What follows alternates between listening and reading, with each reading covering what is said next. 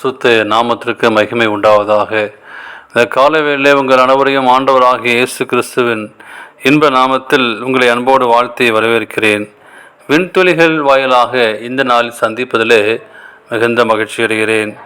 2 கொரிந்தியர் 5ஆம் அதிகாரம் 21ஆம் வாக்கியம் சொல்கிறது, நாம் அவருக்குள் தேவனுடைய நீதிமான்களாகும்படி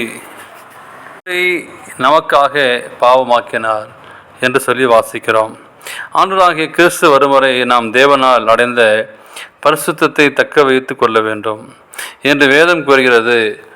அப்போஸ்தலனாகிய பவுல் ரோமரிலே எழுதுகிறார், அப்படி செய்யாமல் மீண்டும் மீண்டும் பாவம் செய்வோமானால் தேவனுடைய இரட்சிப்பை இழந்து விடுவோம். ஆகவே ஒவ்வொரு நாளும் அவருடைய பரிசுத்தத்தில் நாம் வளர வேண்டும். நம்முடைய இரட்சிப்பு தேவனால் நமக்கு கொடுக்கப்பட்டதாகும். நம்முடைய கிரிகையினால் சம்பாதித்தது அல்ல. நான் செய்த புண்ணியங்கள் கிடைத்தது என்று எண்ணக்கூடாது. தகுதியற்ற எனக்கு கிறிஸ்துவினால் இலவசமாக கொடுக்கப்பட்டதுதான் என்னுடைய இரட்சிப்பு. எபேசியர் 22ஆம் அதிகாரம் 8-9 வாசிக்கிறோம்.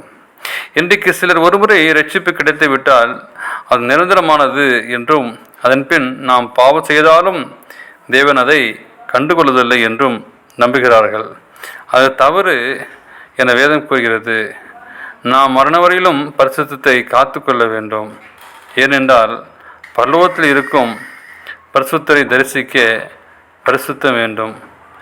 தேவனுடைய எல்லையில்லா அன்பினாலும் இரக்கத்தினாலும் பாவமுறையா கிறிஸ்துவை நாம் அவருக்குள் தேவனுடைய நீதிமான்களும்படி அவரை நமக்காக பாவமாக்கினார். கிறிஸ்துவனுடைய பாவங்களை ஏற்றுக்கொண்டதன் நிமித்தம் நான் அவருடைய நீதியை பெற்றுக்கொள்கிறேன் என்ற விசுவாசத்தை நாம் வளர்த்து கொள்ள வேண்டும். இந்த இரட்சிப்பு தேவனால் நமக்கு கிடைக்கும் ஒரு பரிசாகும். கிறிஸ்துவின் மூலம் நாம் நீதிமான்களாக்கப்பட்டு தேவனுடைய குமாரர்களும் குமாரத்தையுமாக எடுத்துக்கொள்ளப்பட்டு பாவத்தின் அடிமைத்தனத்திலிருந்து விடுவிக்கப்படுகிறோம். அவரால் நம்முடைய மனம் புதிதாக்கப்படுகிறது. தேவனுடைய கட்டைகள் நம் உள்ளத்தில் எழுதப்பட்டு அது பரிசுத்தமாய் வாழ்வதற்கு நம்மை வல்லமை கொடுக்கிறது. இயேசுவில் சார்ந்து நிற்கும் பொழுது அவருடைய தெய்வீக குணத்தில் நீங்கள் நானும் பங்கு கொள்வதால் நியாய தீர்ப்பிலும் இரட்சிப்பின் நித்தியத்தை நாம் பெற்றுக்கொள்ள தேவன் நமக்கு கிருபை செய்வார்.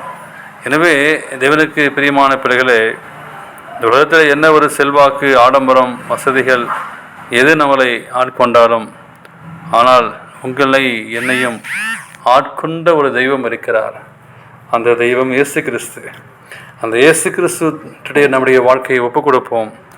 அந்த நிச்சயமான ஒரு வாழ்க்கையை நாம் பெற்றுக்கொள்ள தேவன் கிருபை செய்வாராக. ஆமேன்.